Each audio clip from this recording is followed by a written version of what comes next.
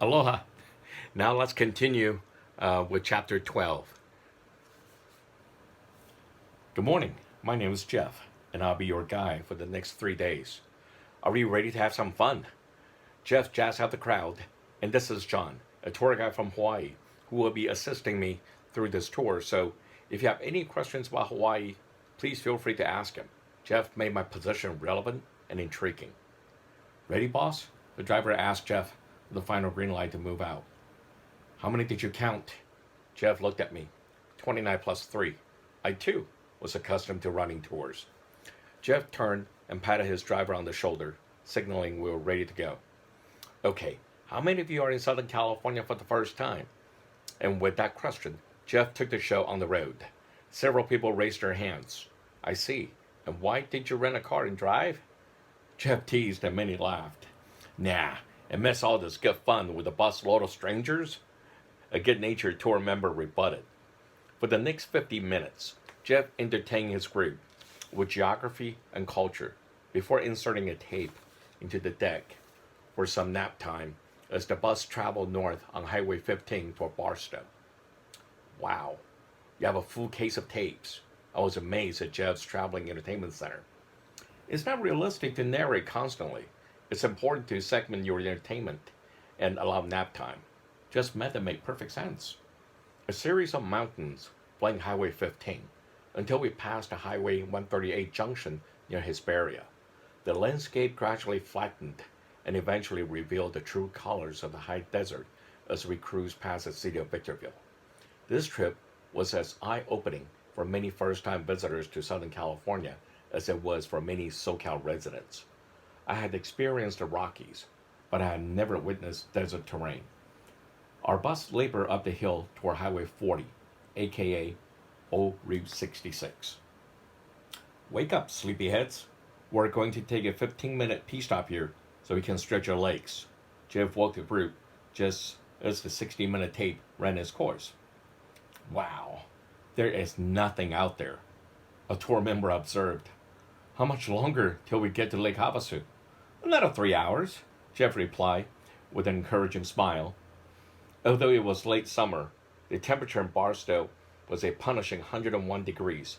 Experienced travelers had their white brim sun hats, on, while others sought shelter from the blazing sun near the restrooms. Our driver kept the engine running, keeping the bus somewhat cool. The driver walked up on behind me and said, "So, you're the newbie, eh?" "Yes, I'm John." I extended my hand to the Berkeley man. "I'm Joe. Nice meeting you." Joe tipped his ball cap to me. "I heard that you're from Hawaii." "Yes, I was a guide there, but would like to work my way back to Colorado someday," I explained. "Colorado? Yeah, that's a nice place," he commented as he lifted his belt by his large oval buckle. "I used to ride out there, rodeo and all." Every traveler had a story, and the motor coach driver was no different. Before I could continue my conversation with Joe, I noticed that one of our tour members had wandered off and was about to board someone else's bus. I ran after him. "Excuse me, sir. Hi, remember me? I'm John.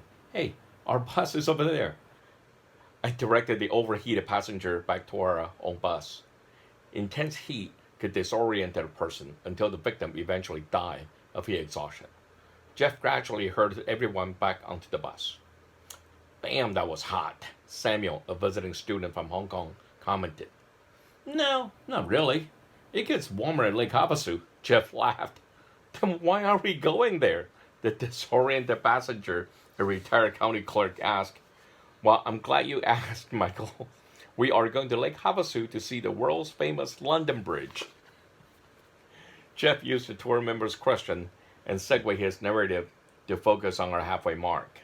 I listened attentively as Jeff recounted the journey that brought London Bridge across the pond, through the plains and desert, and all the way to Havasu City, Arizona. Wow, I had no idea. Michael seemed pleasantly educated through Jeff's narrative. And the best part is that we will have about an hour or so to enjoy lunch. Maybe do a little souvenir shopping. Jeff would have continued with more historical facts about Lake Havasu, but he noticed that the gentle air conditioning had rocked most of our tour members who barely escaped the sweltering heat, back to sleep. After what seemed like a 30-minute narration, Jeff inserted another soothing tape into the playdeck.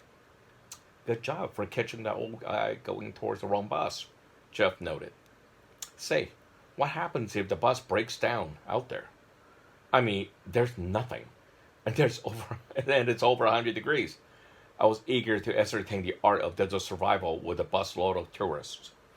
Well, when that happens, and it will, you pray that there are other tour buses around and ask them for help. Jeff pointed out the obvious. We may be competitors in the business, but the rule of thumb on the road is that no tour bus gets left behind, especially in the desert. We help each other out.